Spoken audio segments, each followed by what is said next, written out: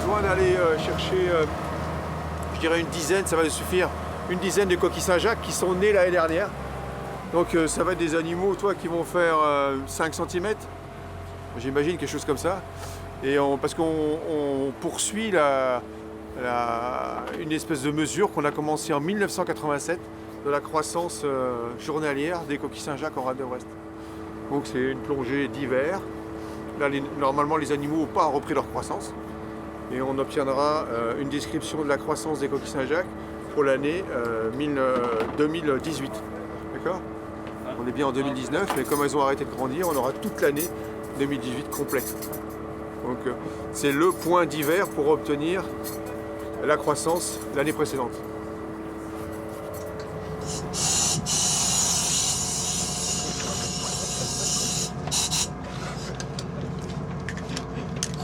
On a un filet, chef ?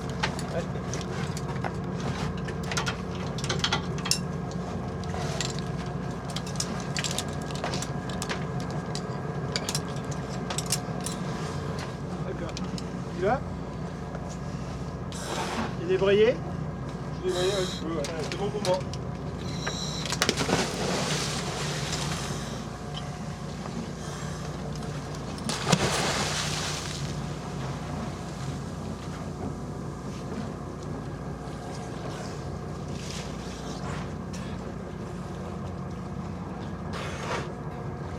Bon, ça va ?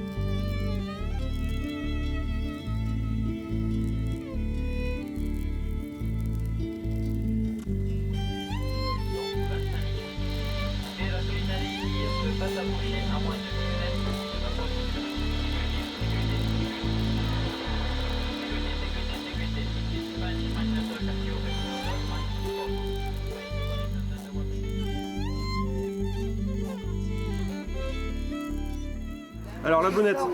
La bonnette. Donc en fait, tu vas t'apercevoir, dès qu'il y a un peu de vent, ça va souffler là-bas, et ça va saturer les micros. Tiens, bah, je peux te montrer en soufflant, tu vois. Vas-y. Ah, en fait, c'est insupportable. Là, ici, regarde. C'est quoi ça? Ça, c'est pour une sortie digitale. Tiens, revisse ça, tu vas être plus à l'aise. Ça, c'est la trouvaille. Hein. Ah, c'est bien ces petites poignées. Je me suis dit, avec tes gants, tu vas être plus à l'aise. Ouais. Ouais, au début, c'est un peu. T'es limite en reportage, quoi. Ouais. Faut être au taquet. C'est une façon de vivre. Ouais, c'est ça. Mais après, là, c'était plus. Comme je disais, je t'expliquais des. Oh la vache. Vas-y, on voit la purée. On va aller voir, c'est le bruit de battage là-bas. Tu te rends compte, toi? C'est là-dessus qu'on étudie l'impact de ce bruit-là sur les homards. C'est impressionnant la puissance. En fait, sous l'eau, 170, 180 jusqu'à 200 décibels. Ça produit sous l'eau. On va aller voir.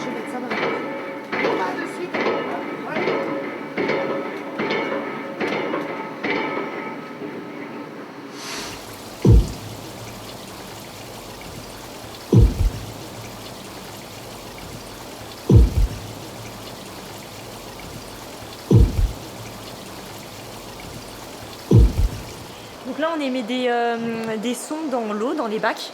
Donc on est en train d'émettre différents types de sons, en particulier des sons de battage de pieux. Donc ça c'est les sons qui sont émis lorsqu'il y a des installations de pieux, par exemple pour des fondations d'éoliennes en mer. Donc on est en train de rejouer ça dans les bacs pour voir l'effet que ça peut avoir sur les larves. Donc ici, chaque impulsion correspond à un pieu qui est battu dans l'eau. Ça s'assimile à un gros marteau en fait qui est tapé sur le fond. Donc là, notre objectif, on travaille avec les closeries du Tinduf qui va produire tout le naissain et ses larves de coquille Saint-Jacques. Et on va passer après à des systèmes expérimentaux où on va réémettre ce son de battage, de pieux, avec les différentes distances, et voir s'il y a des effets sur la mortalité de ces larves, sur leur croissance, sur leur capacité de s'alimenter. Et on va aussi essayer de voir leur état. Est-ce qu'elles sont en bonne forme? Est-ce qu'elles sont malades à cause de ces bruits sonores?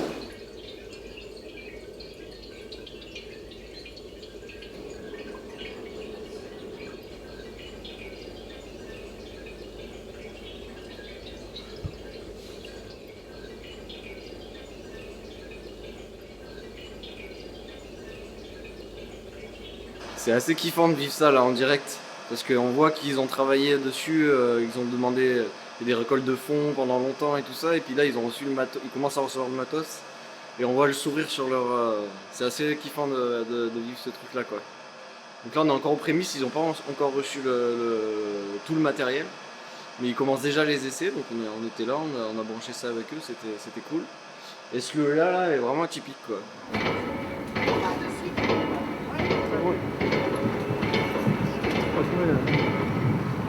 Ils font des battages pourquoi hein? Bah, ils enfoncent des pieux toujours. Le principe est toujours le même. Tu prends un pieu et tu dis bon maintenant toi tu vas rentrer de 5 mètres dans le sol. Donc, toi en milieu terrestre tu fais un forage, puis tu le plantes. Et là en milieu marin souvent c'est assez simple de taper dessus. C'est ça que t'entends.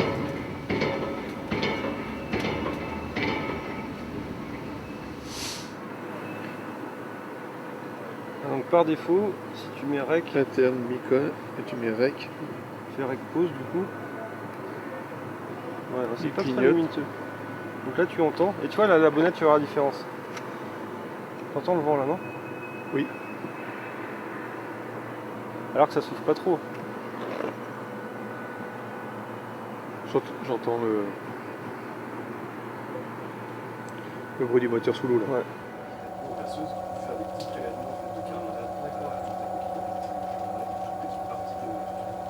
Vous entendez les bruits. Enfin, ce sont les bruits classiques de la salle, si ce n'est que quand on est plusieurs, certains chantent, d'autres toussent, etc. Voilà. Et donc ça c'est le lieu de travail essentiel de préparation des échanges.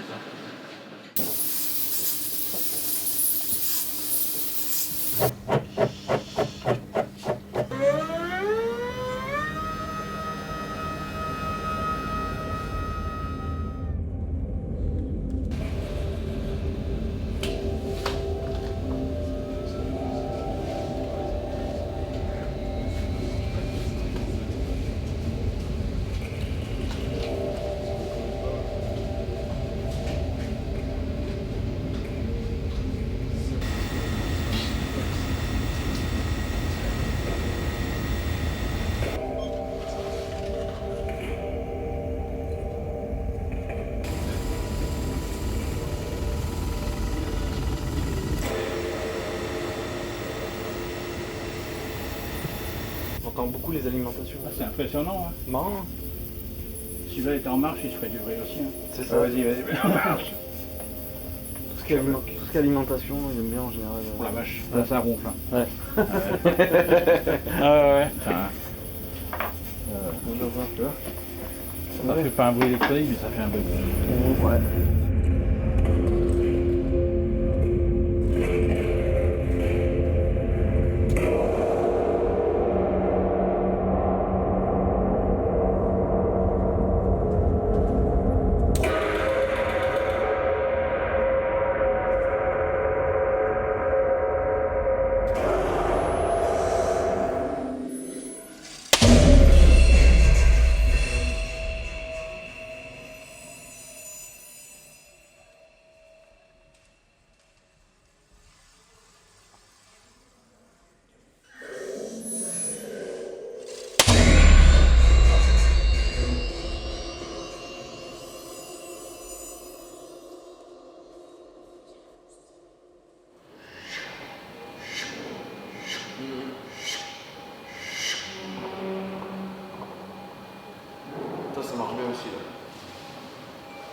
grosseur là, ça marche pas. Et du coup, t'es dans cellulaire quoi. Il y a une partie générative qui du coup sera jamais pareil. Et puis une partie créée. Et puis après, c'est jouer avec justement le génératif et le média qui est déjà créé. Ça permet de pouvoir venir après bien faire des choses un peu plus graphiques, jouer avec un peu la structure, tout ça.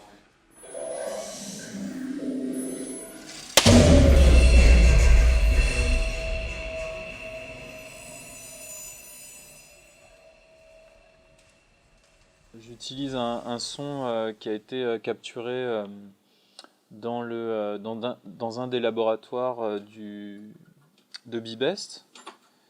Et donc il s'agissait d'une machine qui permet de tronçonner les coquilles Saint-Jacques pour faire des coupes et analyser ensuite ces coquilles-là. Et donc cette machine, je l'ai séquencée en fait.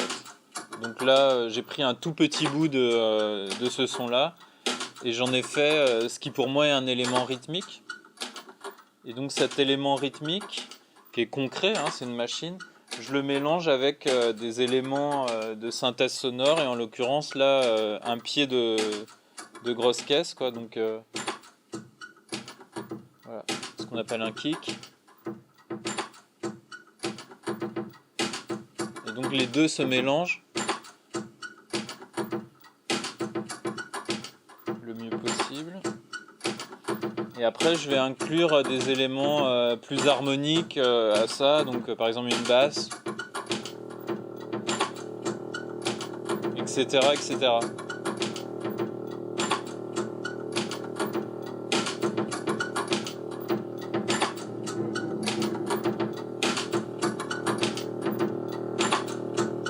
Voilà. Donc, ça c'est un peu le processus de créa que j'utilise, quoi. C'est-à-dire que je pars quasiment toujours d'éléments concrets que j'ai pu avoir avec les chercheurs, que ce soit des prises que j'ai fait moi-même ou alors parfois c'est des sons de glaciers qu'ils ont pu me donner, ou j'ai aussi comme exemple un morse qui mange, qui me sert de base pour créer aussi des rythmiques comme ça, ou parfois des choses beaucoup plus mélodiques.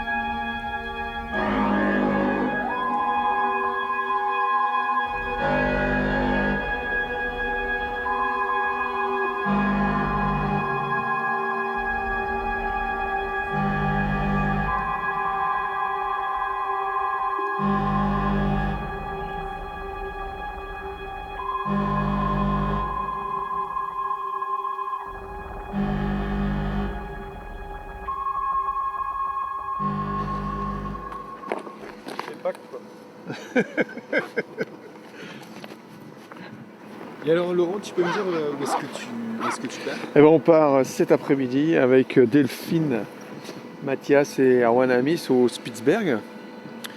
On y va pour enregistrer, d'abord relever les hydrophones qu'on a déployés au mois de septembre l'année dernière, qui viennent donc de passer l'hiver. On espère qu'ils ont enregistré entre 5 et 6 mois. Et on les retire, on va vidanger leur mémoire, remettre de la batterie, remettre de l'énergie à l'intérieur et redéployer. Ça, ce sera à la fin de notre séjour. Et entre les deux, on fait quelques expériences sur est-ce qu'on peut entendre des différences dans les paysages où des oursins ont ravagé la végétation, du kelp, enfin des laminaires, ou au contraire, à 50 mètres de là, des endroits où la végétation est encore présente. Et on va essayer de faire pendant 4-5 jours des enregistrements, essayer de caractériser des différences sonores d'un paysage où finalement il n'y a que de la roche, où les oursins ont brouté tout ce qui était végétal, et des paysages où il y a encore une imposante forêt de laminaires. Ouais, c'est un peu ça le but du jeu, de cette mission qui va être sur place assez courte, 5 jours, 6 jours au nord-ouest du Spitzberg, dans le fjord, dans le Kongsfjord, le fjord du roi. Tu dis le pas numéro 1 il est là, le pas 2 il est là, le pas 3 il est là. Et en fait ta séquence elle fait 1, 2, 3, 1, 2, 3. Et ta source elle bouge comme ça, comme un séquenceur. C'est cette partie-là qui va venir frotter sur toutes les petites écailles que vous avez vues. Et ce qui nous a vraiment impressionné, c'est la structure qui ressemble un peu à, je sais pas ce que ça vous dit, mais à une harpe ou je sais pas, enfin, vraiment un instrument de musique. Ça c'est génial. Faudrait le modéliser en grand. Ouais. T'as envie d'en faire un? Ouais. Mais ça donne envie parce que c'est c'est tellement... Ça ressemble à la nature. C'est ça, c'est tellement parfait. C'est un instrument parfait, je suis sûr. Ouais. Ça sonne...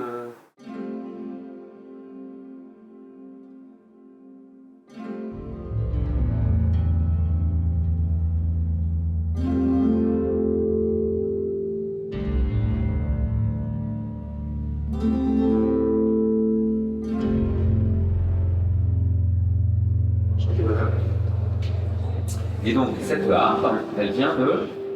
Elle vient d'inspiration de la langoustine. Parce que les langoustes et les homards chantent. Chantent et probablement, on n'a pas encore la démonstration, mais ça va venir dans peu de temps, on communique.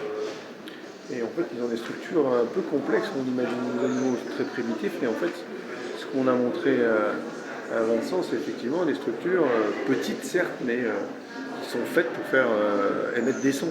Ouais, puis comme il y a un organe vocal d'émission de son et qui a une forme étonnante.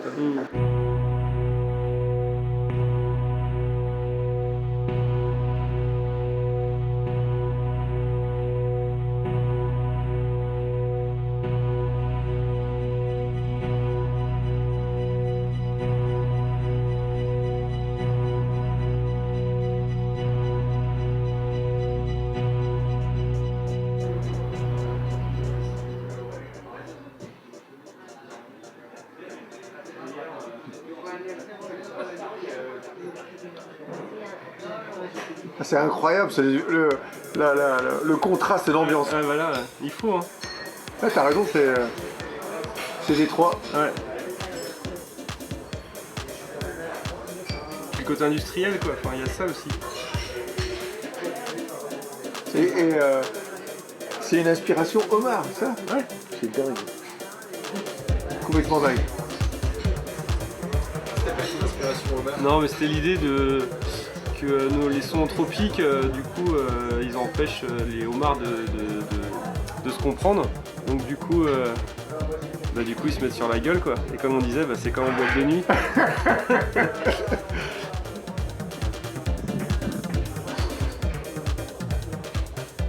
Ça donne carrément envie de faire la tête. Ça marche hein.